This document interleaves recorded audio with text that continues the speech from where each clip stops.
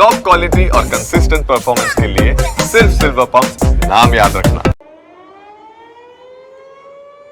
પ્રવૃત્તિઓ સામે air strike કરીને ભારત દ્વારા જે વળતો પ્રહાર છે તે કરવામાં આવી રહ્યો છે।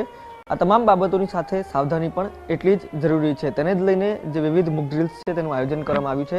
એમસી કમિશનર બંછાનિધિ પાની સાહેબ આપણી સાથે હાજર છે। સીધા તેમની સાથે વાત કરીશું।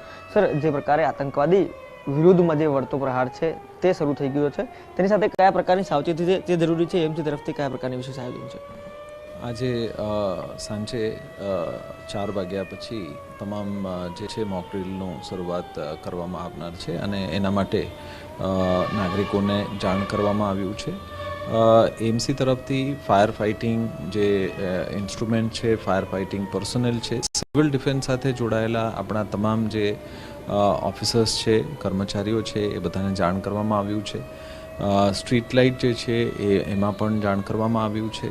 રિવરફ્રન્ટનું લાઇટ પણ છે એમાં પણ જાણ કરવામાં આવ્યું છે। સાવચેતીના ભાગરૂપે આજે 7:45થી 8:15 સુધી જે છે એ સંપૂર્ણપણે તમામ જે લાઇટો છે એ સ્ટ્રીટ લાઇટ્સ અને રિવરફ્રન્ટ લાઇટ્સ આ તમામ બંધ રહેશે। પણ એના સાથે સાથે તમામ જે એએમસીના બાબતો છે એના બાબતે કાર્યવાહી કરવામાં આવ્યું છે અને નાગરિકોને પણ વિનંતી છે કે આ જે મોક ડ્રીલ છે એમાં સંપૂર્ણ રીતે સહકાર આપે। સર, ખાસ કરીને મોક ડ્રીલ એટલે હુબહુ ઇમરજન્સી સ્થિતિમાં કયા પ્રકારની કાળજી રાખવી તે પ્રકારનું આયોજન હોય છે। આમાં ખાસ કયા પ્રકારે નાગરિકોને પણ 1 to 1 સમજાવવામાં આવશે કે કેમ કયા પ્રકારનું જાગૃતિ છે તે ફેલાવવામાં આવશે?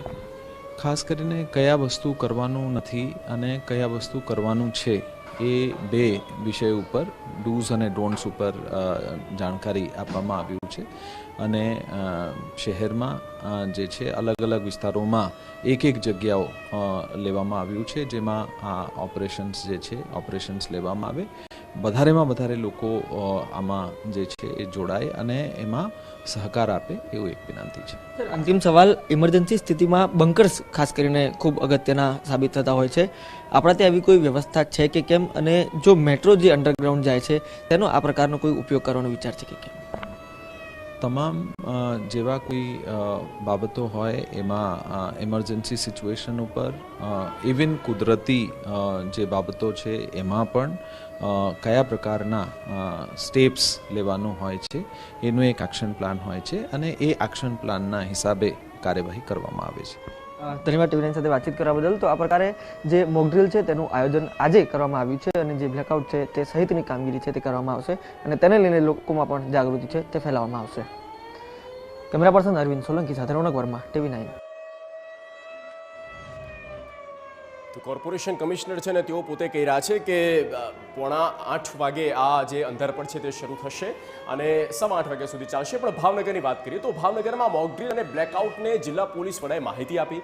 એસપી હર્ષદ પટેલે ટીવી9 સાથે વાતચીતમાં કહ્યું કે સાંજે 4 વાગે ભાવનગર નજીકના સ્થળે મોક ડ્રીલ ગોઠવવામાં આવશે અને સાંજે 7:30 પછી ભાવનગરમાં બ્લેકઆઉટ થઈ જશે। આ સમયગાળા દરમિયાન ભાવનગરના લોકોને સંપૂર્ણ સહકાર આપવાની અપીલ પણ કરવામાં આવી।